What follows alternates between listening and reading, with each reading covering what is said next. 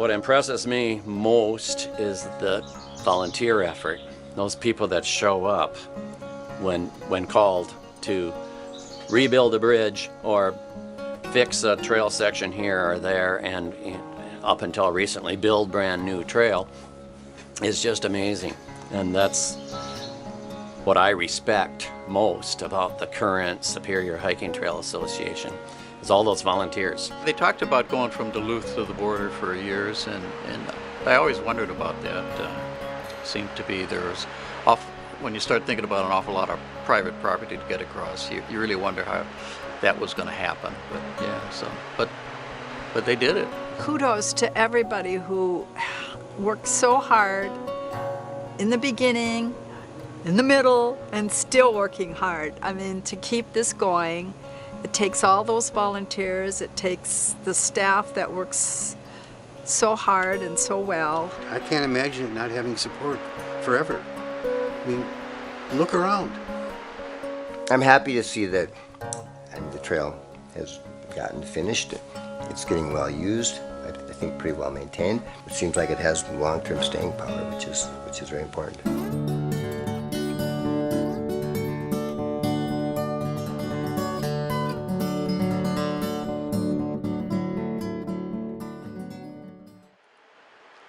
Lee Shar was the district ranger at Tofte, and he was interested in recreation, and he got involved in one of the first recreation continuing education projects. Lee Shar's proposal was a long-distance hiking trail along the shore of Lake Superior. And Lee and I cross-country skied together a lot, and his daughters babysat for our kids, so I knew him pretty well. And he told me that he was working on a project to take some small sections of trail that the Forest Service had developed around here and make those a starting point for a long-distance trail.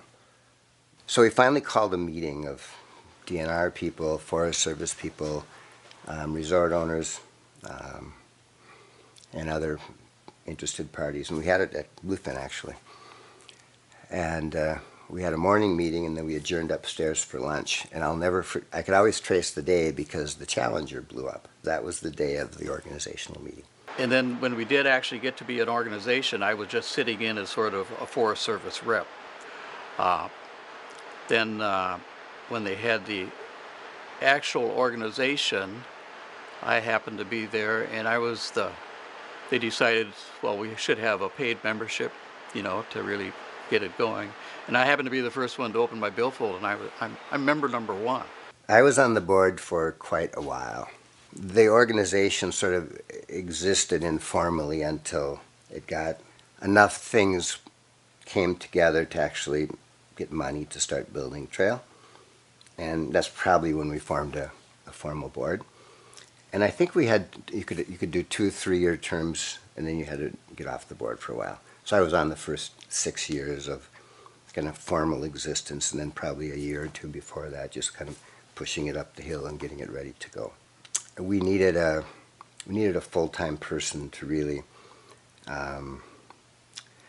work on behalf of the committee in between meetings and find trail routing and pull together the resources to get trail built. So, and that was Tom Peterson. The DNR assigned him, and he was on this project for a long time. I was in the right place at the right time. I worked for 2 masters, the DNR and the association, which usually means you work for no one. And I could do a lot of what I wanted to do. We said a lot that it's better to ask for forgiveness than permission. The first meeting I went to was at the Beaver Bay Inn in the basement, which was kind of dank and smelly at the time. And we talked about the trail development up to that point, which I don't remember too many of the specific details, but one was Tom Peterson said the same thing he said at every single meeting, which was, wow, that part we did last week was the best one yet. Well, I have my USGS maps and a compass. No GPS back then, but I really like the USGS maps. and the compass. And then you kind of figure out by the contours where it's going to be good. You get a general idea of where you want to go up on the ridge, and then you find the river crossings, and then you connect the dots. I think the thing that really got things going on the labor side were the laid off steel workers, because these guys knew how to work. These are the kids, when they were working together, the kids would start off, they'd just be going like crazy. At the end of the day, the old guys did twice as much. I can remember I just trying to stay ahead of them, trying to tie the flags on the trees and where to go, but I just picked out the pen, tied on the trees, and I was hoping they wouldn't catch me. When you do that for hours, you realize that you're looking 6 or 8 or 10 feet ahead of you, and your brain is processing all that, and you know how each foot should fall. And when you do this for hours, you kind of really get into things like that.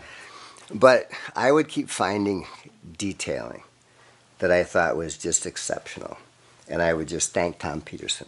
Tom would spend days and days and days flagging a new section, and you still see some detailing out there that I just think, you know, Tom, what a job you did.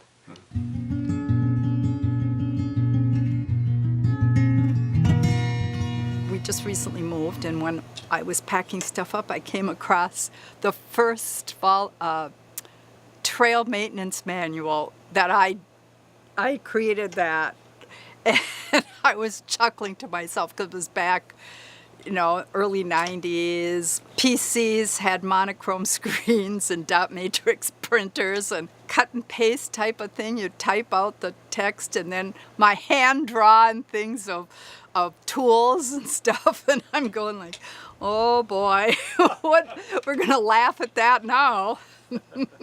I resigned from the board and I took over as the director.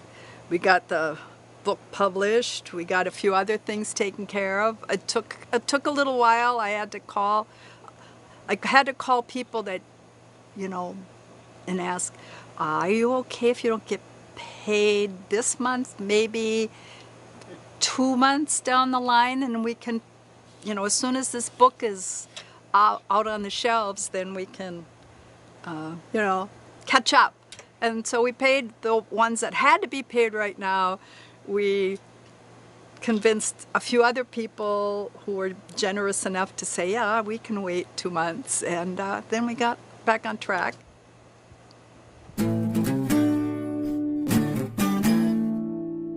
Split Rock River and its bridges are a good example of challenges the trail has had over the years. You can build a beautiful bridge, volunteer effort or paid worker effort in the early days, and everybody can say it's great, it's functional, looks cute, but they don't last. Late April maybe, we were going to do the Split Rock River loop and cross the bridge, and we got to where the bridge was supposed to be, and there was giant chunks of ice up in the woods scattered all over on the hiking trail, and the bridge wasn't there. And there was no sign of it. We walked back the same way we came up on the west side of the river, and looking for debris of this washed out bridge. We saw none. It's pretty interesting. It all washed out all the way down into Lake Superior. Let me tell you one story. The bridge over the Devil Track. We had about 30 people lifting these beams up, and all of a sudden it dawned on me that we were going to kill somebody. This was not good. And so we put everything down, went away, and we hired some people, some local people, Finnish, by the way, who did things the old way, and they had pulleys and I forget all the words, all the names they had, and they got these things up. But when we were doing it, I think disaster I saw.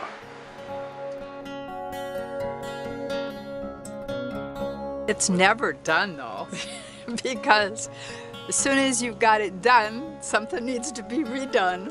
You've still got Split Rock to work on. Yeah. Just maintaining 310 miles of trail is a monstrous task.